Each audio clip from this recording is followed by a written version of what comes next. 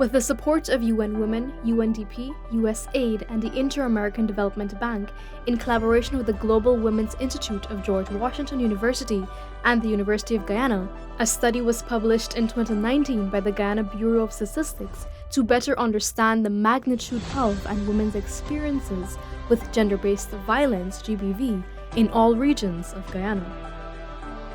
It found that 1 in every 2 women in Guyana has or will experience intimate partner violence, IPV, in their lifetime, and 55% of all women experienced at least one form of violence. It's a mother, it's a sister, it's a daughter.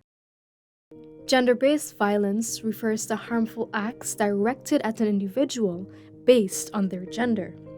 GBV can include sexual, physical, mental, and economic harm inflicted in public or in private. It also includes threats of violence, coercion, and manipulation. Since assuming office in 2020, the PPPC administration, through the Ministry of Human Services and Social Security, has taken a series of steps to eradicate gender-based violence in Guyana. Before we examine those interventions, let's get a first-hand experience from 2 survivors on what it was like living in an abusive relationship.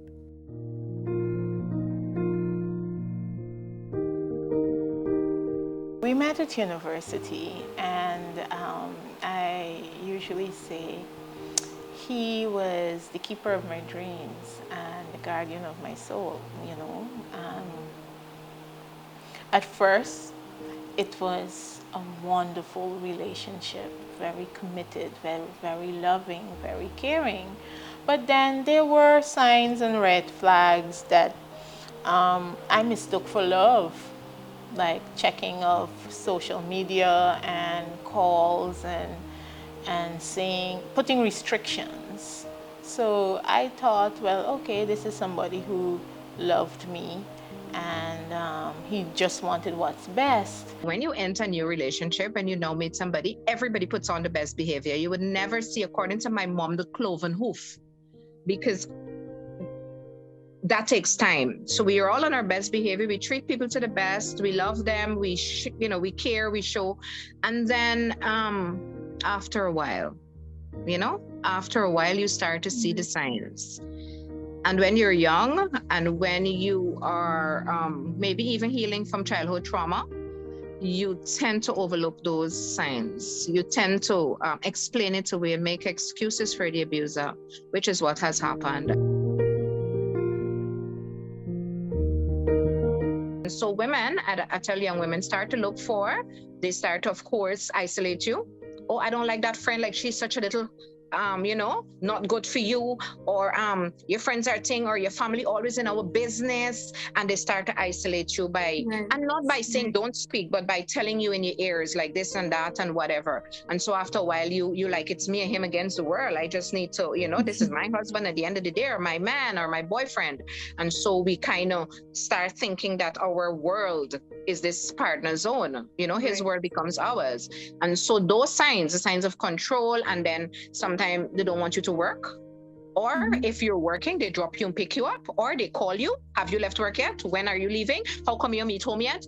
Those are the signs that are classic signs of abuse. The type of domestic violence I endured, it was both physically and mentally, and it tore me down. I remember having a conversation that turned into an argument with him, and a leather belt was placed around my neck and pulled. Well, he's taller than I am, a bit more stocky, and pulled to the extent that I was lifted off the ground, and I felt a warm liquid running down the sides of my ear. When I touched it, it was blood. And I said to myself, well, this was it. But I am here today, being able to tell the story. I was hit in both ears with a pair of Skechers boots. I had my head slammed in to a steering wheel. My nose was broken, mandible was broken, my brain was leaking. I had to undergo emergency surgery. My mouth was wired shut for 21 days. And it was painful. There are times when I still have flashbacks of the abuse, but thankfully my family was able to provide a good therapist that worked with me, continues to work with me. My daughter has seen a therapist and so on. So I was able to move forward. We had a litany of events, and it would always be the abuse. Then you have that abuser syndrome happening where you'd be taken, a nice piece of jewelry would be bought, you would go out, and the re-romanticization happens, or gaslighting happens. And then I would say, okay, things would get better. Then sometimes I would blame myself, or maybe I'm not doing what's right or what's pleasing to him. Maybe I need to change, and things like that. You know, abusers, especially narcissistic abusers, have a way of making you doubt yourself, and I think that's what's happening. What happened to me? I remember clearly it was a Christmas time like now. We were preparing for the holidays. By then he was out of the marriage, but just living in the same home. He had already moved on. And I remember me being in the kitchen trying to get things prepared, and he came and he started to choke me. And he told me, listen, I don't want you here. If you want, you can go, using expletives, you can go stay in a hotel, just leave me alone. And he proceeded to beat me. And my daughter witnessed this. When I turned and I looked at her and I saw a face in pain and despair and like, Mom, why are you doing this? You know, that was a straw that broke the camel's back. Many people, when I would have shared my story before, even women lashed out as to why you stayed. But you have to walk a mile in someone's shoes. Saying to someone in an abusive situation, listen, get out, do this, do that, is not as easily done as said. It takes time.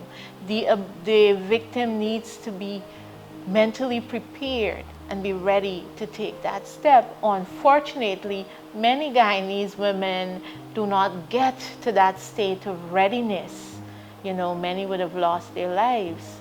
So that was the straw that broke the camel's back for me, and it was like, listen, do or die, I have to go, because I am saying to my daughter, it is okay to be a punching bag. It is okay to be treated that way, and I had to make the step. After I said to myself, this is the straw that broke the camel's back, I got into action. I have a very supportive home base, supportive friends. After what happened is, my daughter was taken away from me. A very clandestine plan was hatched, and my child was taken away. And it was that morning that I realized that I had to fight. And I had to do what I needed to do to get out of it. So I did self-introspection, and I said, Valini, it is time to go. If you don't get up and go, your daughter will be left without a mother.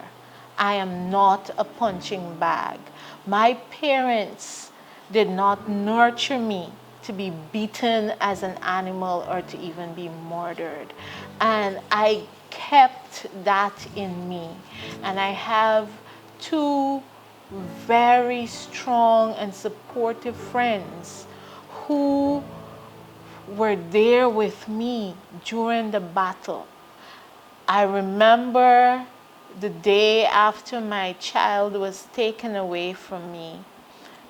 I laid in my bed and I cried, and I just disconnected from the world. And my friend, my close friend, came and he said to me, listen, you need to get up, get out, pull yourself together and find Valini again. And when you find her, let it be a rebirth of Valini and a rebrand. And I always remember that. My close friend, and I'm more than happy to share her name, Shabaki Finance. Shabaki took me to the mall and she bought me my first stick of red lipstick. And she said, listen to me.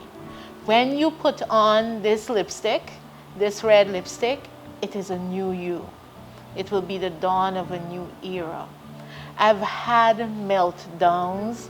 I had suicidal ideations. I wouldn't lie. It was not easy, but I had to do it. And I had my family rooting for me, my neighbors rooting for me, everybody there just trying to support me to say that you will get through this. I just woke up one morning and says, I'm not happy. I cannot live like this. I cannot live like this because I don't want my boy children, because I had, of course, sons. I did not want my sons to this to be the standard by which they treat women. And I don't want my daughter to take this treatment. And I just woke up one morning when I was 30 years old and decided that. And then I said, I'm going back to school because I need economic power to do this. It's not easy as a victim because you're always thinking, is today going to be my last day? Would that push be the final push, or that kick be the final kick? You know, you're always thinking, oh my God, it's like you're walking on eggshells. You know, what will happen next? I've had a gun placed to my head and so on. Thankfully for my daughter, who was wheelchair bound at the time, you know, she stood up for me. The battle against domestic violence is not a one-size-fits-all. It has to be multifaceted. It has to come from every sector in society. It has to be education. It has to be religious. It has to be corporate. We need active policies in the corporate world that when an abuser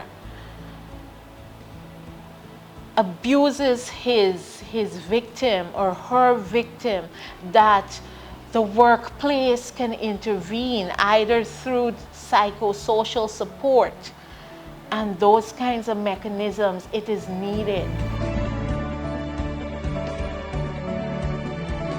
Take time to assess who you're dating, who you're involved with, your romantic interests. Get to know that person better. Get an understanding of their background and family and so on. If you're already in the situation, develop an exit pathway. Think about your moves. Be strategic about your moves. Start putting a little bit aside, a little bit aside. Your important documents, have copies of them. Move them out if you're living together. Move them out from the premises. Let it be in the care of a trusted friend or family member. Have an exit strategy. Currently in Guyana, we have a lot of robust programs geared towards addressing gender-based violence. You can call that 914 hotline number.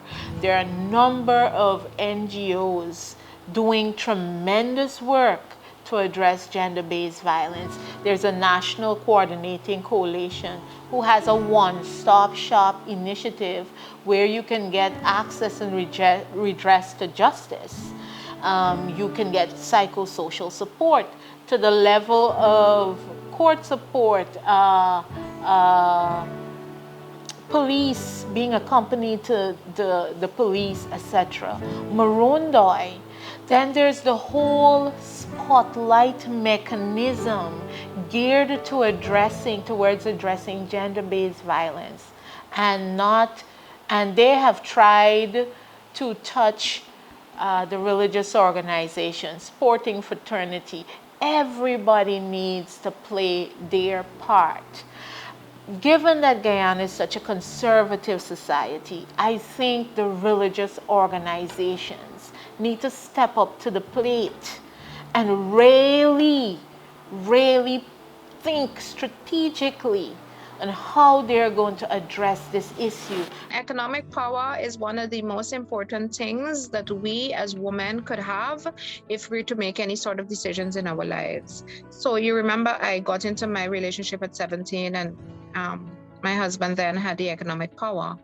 And so even when I left him, and I didn't leave, I left the home and I went back home. I went back to university, and as I was going there and he would say, what man you have now? Who man? And and so on. And I realized, I'm not about this life. Bye. But we second guess our abilities and we second guess our strengths. Our fear of taking chances is what stops us. So there's a couple of things. There's a number of resources out there, they're not, sometimes it fails us. I know that since I was at UNFPA, the Ministry of Human Services, with our support, has started the 914 hotline. And all the, the Minister of Human Services, she has a number of programs. And I know definitely that the 914 hotline, they answer, they act, they work. But notwithstanding that, there must be someone in your life that you can talk to. You can talk to without judgment. You can talk to and find solutions. Because that's really what counseling is. A counselor does not tell you what to do, but they guide you. When you talk and you vent, you find solutions within your own space, because there's always something to do. There's always some place to go. And the thing that abusers control women with is fear. Fear of the debt, fear of how are they going to survive, fear of if I leave here, somebody may abuse my daughter. At the end of the day, he's only beat me, he don't do my daughter anything. Next, there's so much pedophiles out there, and if I go, who's going to feed my children? Or I'm living comfortable here at least I could take this for my children's sake. And so that fear of maybe starting over, of punishing, quote unquote, of even their life.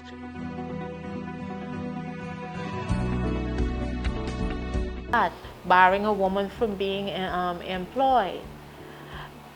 Also, we need to touch on that not just women and girls are being abused.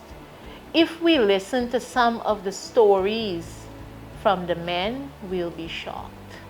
We will be shocked at the level of abuse meted out to men on a daily basis. But because of our patriarchal society, men are ashamed to get help. I must commend President Ali on his Men on Mission. I think it's an awesome idea that our men finally have a place to vent and to talk about it. And for it to come from the head of state himself, it says that he's serious about addressing gender-based violence in Guyana and making things better for us. And perfect started with the men. I think we are in for a change, and in for a positive change. So kudos to President Ali on that initiative. In order for us to holistically respond to gender-based violence and make a difference, we need to look at it from every angle, including from our boys and men. Minister Prasad understands the assignment. She's trying her best. I know the area of gender-based violence is so wide, and technical support and human resources and all that might be stretched thin.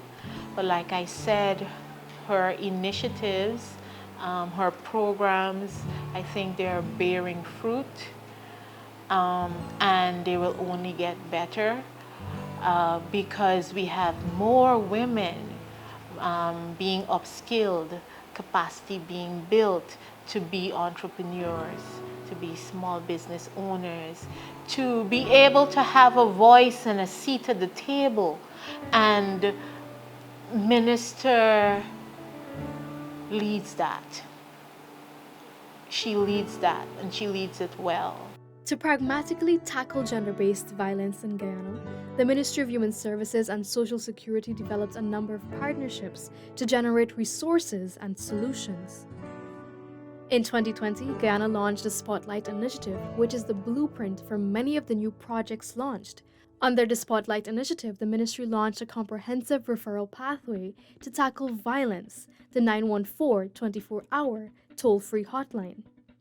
In 2021, the hotline received 11,327 calls, and this year, that number has increased. I should clarify that the 914 service is something that was created outside of Spotlight. So all the planning to have that up and running happened before Spotlight, but on the Spotlight we have supported the Ministry of Human Services and Social Security in providing some of the technical support needed to ensure the proper functioning of the 914 GBV hotline service. So that has happened on the Spotlight. And one of the flagship activities, one that we're extremely proud of, we're proud of all the accomplishments, but this particular one is one that happened earlier on, is the development of the GBV app, and it's called iMatter.gui. And it's basically an application that one can access via one's mobile phone, to provide one with information on all forms of GBV, as well as where one can seek support. It lists the contact details of various service providers, whether it's on the government side or on the part of NGOs, provides telephone numbers, etc., and allows one to reach out for support. There's been ongoing work to further develop the GBV app. So one of the last things that happened is that there was an effort to ensure persons have access to a text functionality, so one can text for support. One could click on a 914 button, a panic button within the app, and immediately be routed toll-free to the 914 GBV hotline service for support. We have supported the ministry in developing what's called a 914 GBV manual to guide the operations of the 914 GBV hotline service. We think this is critical to aid the effective operations of that hotline service. This has been something that has been in development for at least a year. It's been a very lengthy, very intensive process involving personnel within the ministry, involving technical persons at our end, ensuring that the guidelines are really in keeping with certain international best practices. The work on this has been completed, the document has been finalized, it's been approved by the ministry, and so the intent is to actually have this published.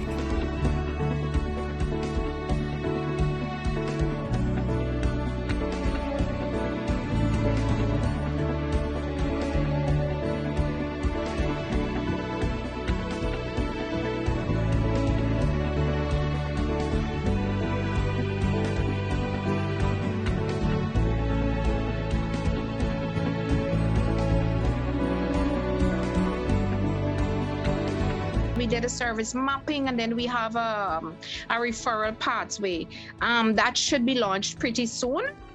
And that referral pathway is really a mapping of all these services that are available by region. as it relates to gender-based violence. And so you would have the psychosocial support, the economic support, the mental health, medical support. So these different agencies and phone numbers. So in Georgetown, for instance, of course, you have, everybody knows about Help and Shelter. Help and Shelter also has a hotline that responds to gender-based violence. They are in Berbice, we have United Bridge Builders. So there are a number of, and if you go online and just put gender-based violence or domestic violence, just everybody has a smartphone now. You can find resources. There is also the 914 has an app, the iMatter app, with all the resources, the referral pathways also there. I'm not sure if the updated one is there right now, because it's a work in progress, ensuring that these resources are up to date.